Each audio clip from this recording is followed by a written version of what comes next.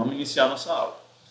Bem, terminamos o conteúdo da microbiologia em si, certo? E aí a gente iniciou a parte da imunologia. E o que é a imunologia? Imunologia estuda agora do sistema imune, ou sistema de proteção do organismo, sistema de resistência contra as infecções. Infecções essas causadas por quem? Pelos micro-organismos, os micróbios que a gente acabou de estudar. Vamos tocar no assunto de semana passada, de infecção versus inflamação, certo? Para saber se vocês estão afiados. Eu disse que o contexto mais simples que a gente tem nessa parte de infectologia, certo? De imunologia e de microbiologia. O que é uma infecção e o que é uma inflamação.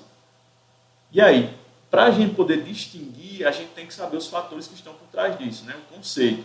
Primeiro, infecção, uma invasão por um micro-organismo, certo? Esse micro-organismo pode ser um vírus, uma bactéria, um fungo ou um protozoário. Toda e qualquer invasão por esses micro-organismos se caracteriza como infecção. Uma micose, por exemplo, é caracterizada como infecção fúngica, denominada infecção fúngica, tá bom? Uma bactéria invadiu o organismo. Você está com, por exemplo, uma cisteíte, né? Infecção de bexiga, enfim, ok? Significa dizer que bactérias estão infectando, invadindo o seu trato urinário. Infecção urinária, uma característica desse acometimento aí, certo? Protozoário, toxoplasmose, por exemplo, a infecção por um protozoário, que não causa sinais e sintomas, certo? Ela é silenciosa, e aí precisa de uma investigação, por isso que a gente tem os exames que nos ajudam a compreender melhor o que está acontecendo naquele organismo. E aí o que é que vem a ser uma inflamação? Que é justamente da discussão de inflamação que a gente passa a estudar o sistema imunológico. Porque inflamação é quando o meu organismo responde a uma invasão, certo? Ou a um corpo estranho, a presença de um corpo estranho. E a presença desse corpo estranho, como eu já falei, pode ser um pedaço de madeira entrando na minha pele, que causa irritação, mesmo não jorrando sangue, né? Mas incomodando, uma agulha ali furando, pode causar ali uma inflamação. E essa resposta do seu corpo é o que vai lhe dar os sinais, os indícios de que está ocorrendo a inflamação. Quais são esses sinais característicos? E aí eu digo isso porque todo e qualquer livro de biologia que vocês pegarem, vocês vão ver o conceito de inflamação associado a esses sinais característicos, que são dor.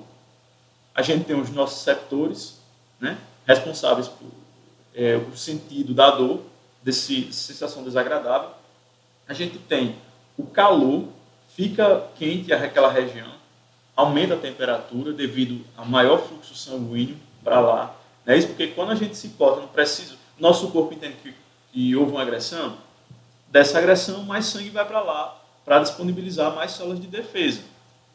E aí, dor, calor, vermelhidão também, proporcionado por essa expansão do vaso sanguíneo, certo? Essa dilatação, vasodilatação, que a gente chama da região. Edema, que é o extravasamento de líquido. Edema que é a mesma coisa que inchaço. E aí vocês vão estudar ainda muito sobre edema durante esse curso de vocês, em relação à avaliação do paciente, o registro, certo? Existem os graus desse edema diante de diversas situações patológicas do paciente, que aí vocês vão estudar lá mais na frente. E perda da função.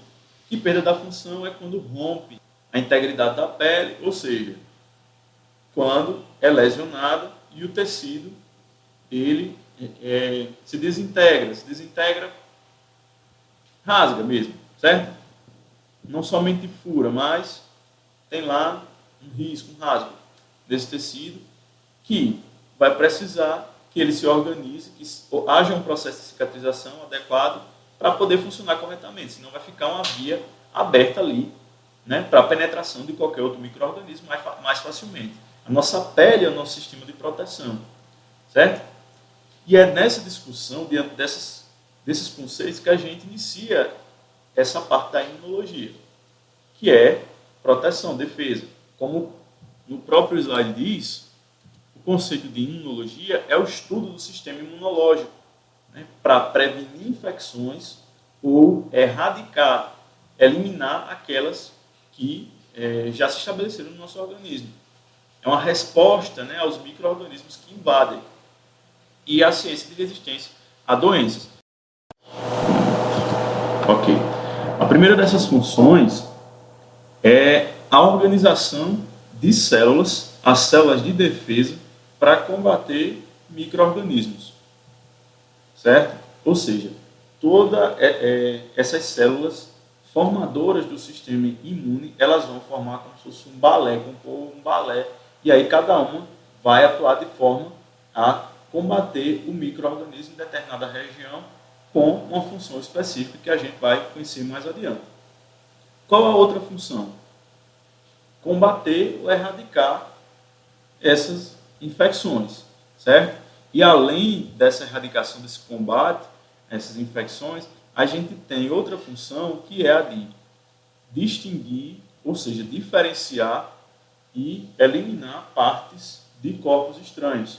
Que aí, esse conceito é muito relacionado a isso que eu falei de você se furar com um pedaço de pau, um pedaço de vidro, por exemplo, né? Às vezes fica o vidro dentro do seu corpo, você está doendo, não consigo tirar, tenta tirar com uma pinça, mas o pedaço de vidro é muito pequeno, e aí mesmo assim você fica sentindo. Então, eliminar esses partes de corpos estranhos é parte da função do sistema imune, é uma das funções do sistema imune, tá bom? E aí, tem isso no slide, mas não tem na videoaula, certo?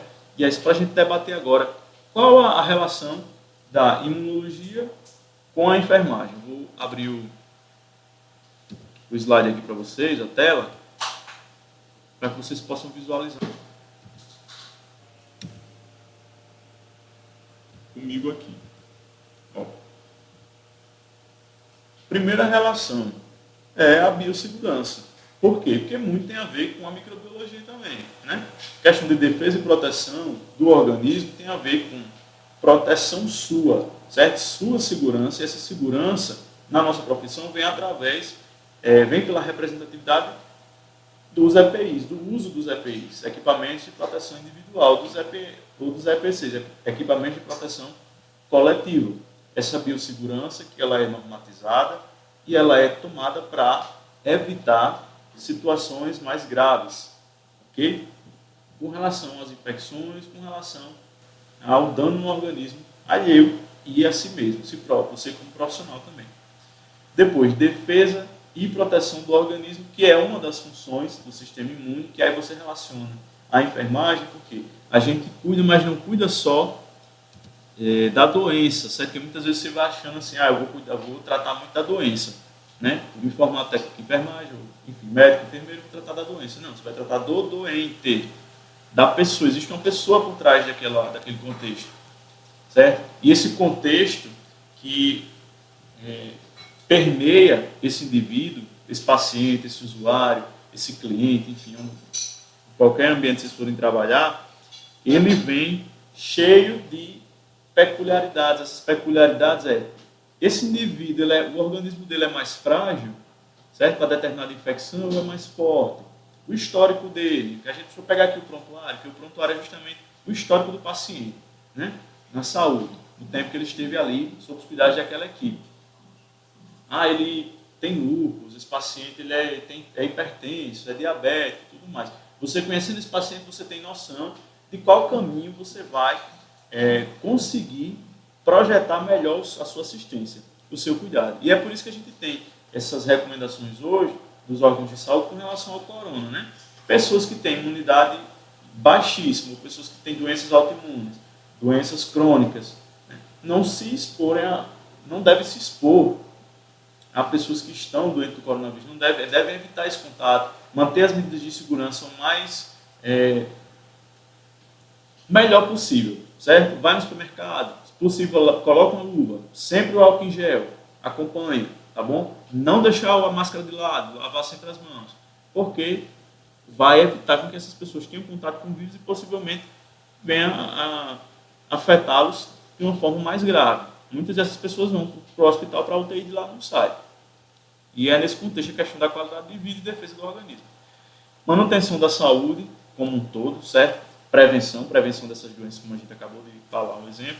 Pesquisas científicas e inovação em saúde. Ontem também passou no Fantástico, eu vou até pegar aquele vídeo para trazer para a aula da gente, que eu achei muito interessante, que essas pesquisas, elas dão um respaldo a essa qualidade que a gente tem hoje em dia na saúde.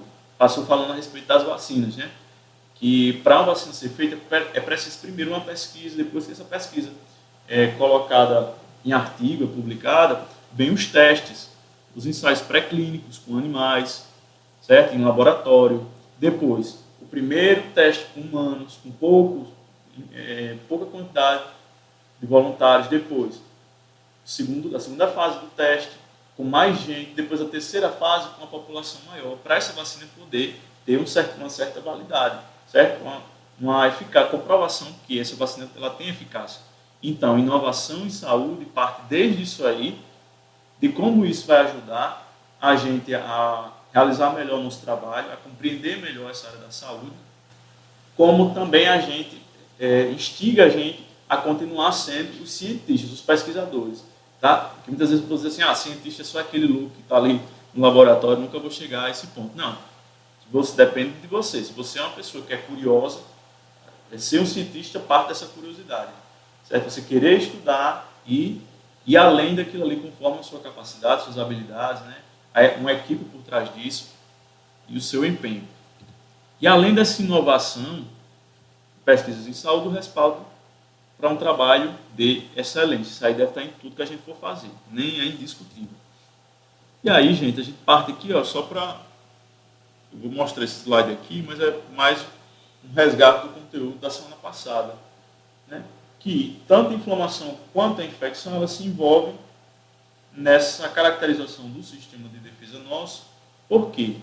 Porque a inflamação ela é uma resposta desse sistema imunológico não específica, e é o que quer dizer isso? Que a inflamação ela não distingue, não diferencia X, Y de Z. Por exemplo, se é um prego, se é um vidro, se é uma madeira, se é um micro-organismo. Ele age para poder expulsar esse corpo estranho, certo? E aí envolve várias células mesmo. Diferentemente de uma infecção, que essa infecção, como ela é causada por determinados agentes, certo?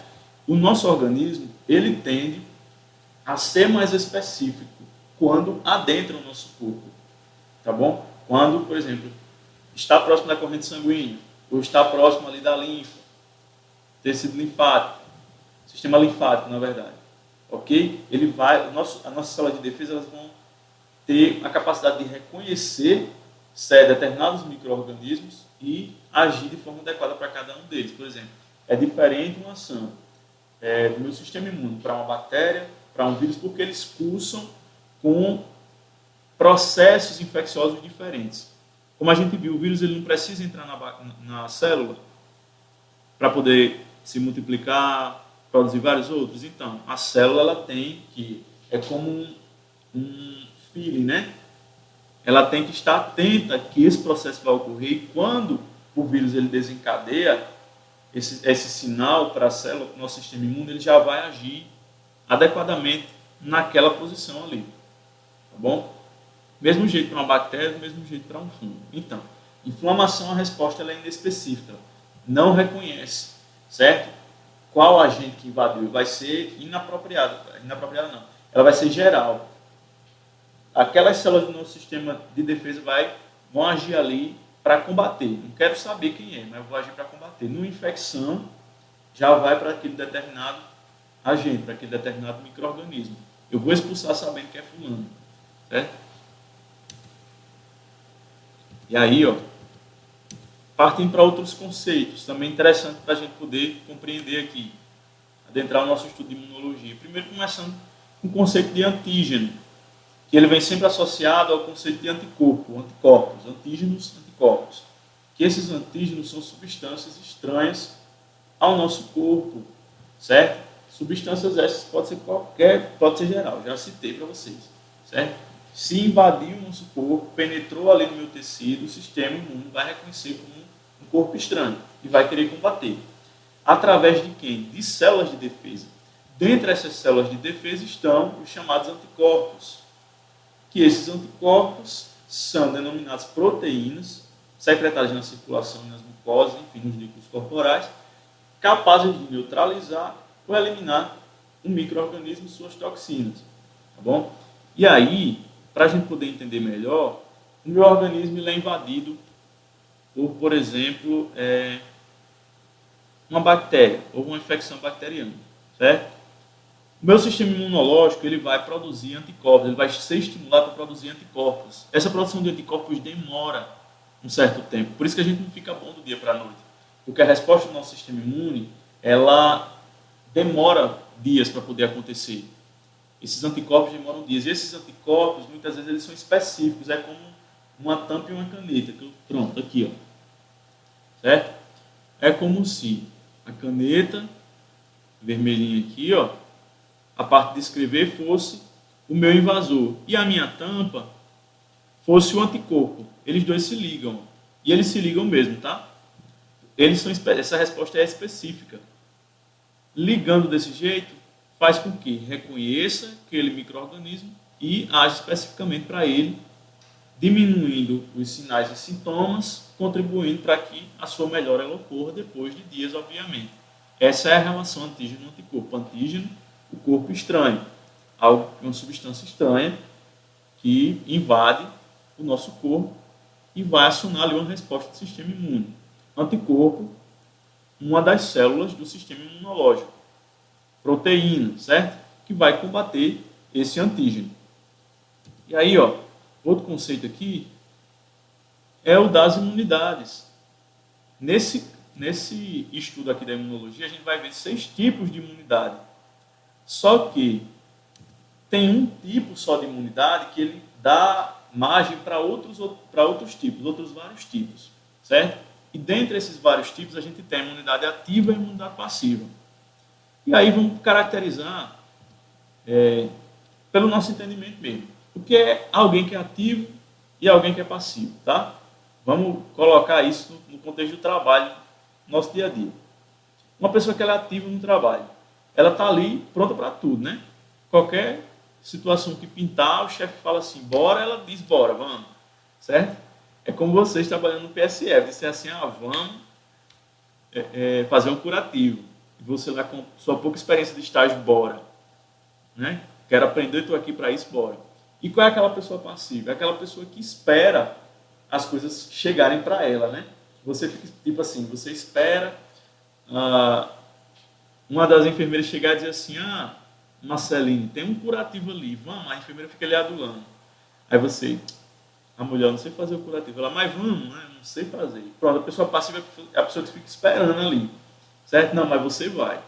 É diferente de, tem um curativo, eu não lhe chamei, mas vocês, vamos, eu vou, estou a fim de fazer, né? Diferente de eu lhe chamar. Então, imunidade ativa é aquela que é produzida, ou seja, ela é estimulada pelo nosso próprio organismo, vamos dizer assim.